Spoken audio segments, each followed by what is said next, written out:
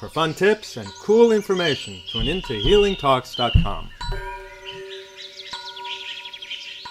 We have the great pleasure here at Healing Talks to have Karen Ranzi, who is not far from our place of residence, which is in New Jersey. New Jersey, northeastern New Jersey, about 45 minutes outside of Manhattan.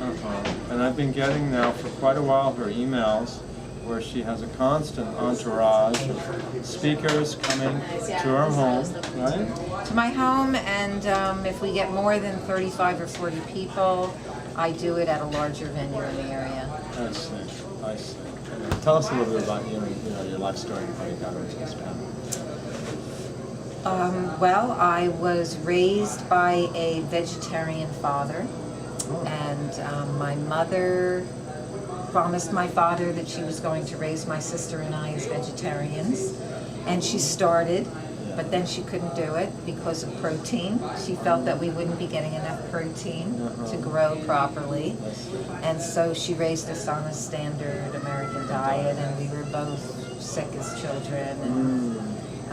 And then when I became a teenager, I developed very bad cystic acne all over my face and my back. And I started going to a dermatologist, and I went for like 20 to 25 years, got hydrocortisone shots in my face, very painful. And my father always said that it was because of what I was eating. And I ignored it. I was eating my mother's diet, and my father actually at that time was eating a large percentage of his diet was fruits and vegetables. My grandmother back in the 1920s read a book, The Mucusless Diet Healing System, which had come out in the early 1920s. Right. She read that book. Was that, I'm trying to remember, Eric? It was Arnold Eric. Oh, it was Arnold Eric. Yeah. Right. And she had actually been hospitalized, and the doctors gave her only several months to live because her asthma and emphysema were so bad, and they didn't have the medications to control In it. those days, sure. And so she read the book, and she checked herself out of the hospital, and she became a vegetarian, then she became a vegan, and she went to raw foods. Oh, wow. And she healed her asthma and emphysema. That was way back in the 20s? Early 1920s.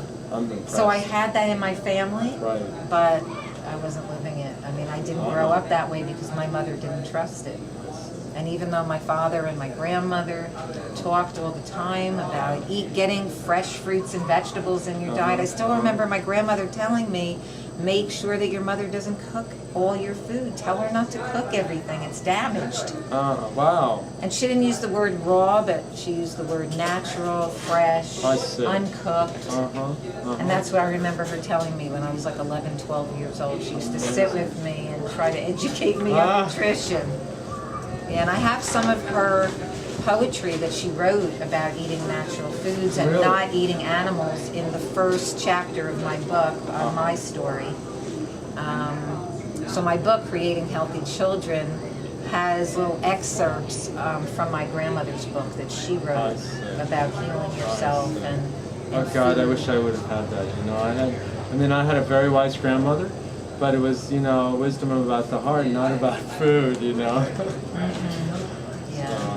I was fortunate, but I didn't get it until later on when my second child was sick.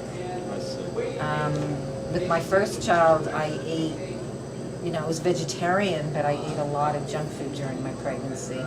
And with my second child, I started to focus more on healthful eating, but it was still mostly cooked food.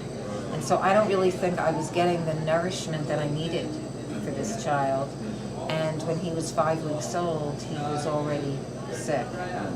He had asthma and ear infections and multiple food allergies. And so after trying all kinds of routes, allopathic medicine and then other therapies which were a better choice, but still looking for a cure, not the cause of the problem. And the cause of the problem was what my child was getting through my milk.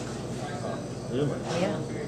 From what I was eating. I see, indirectly. And I had a strong addiction to pasta and bread. That was a large part of my diet, was pasta and bread. And I wasn't getting much nutrients there.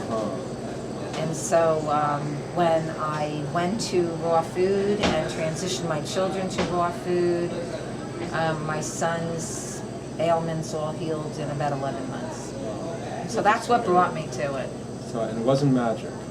It was not magic. Yes.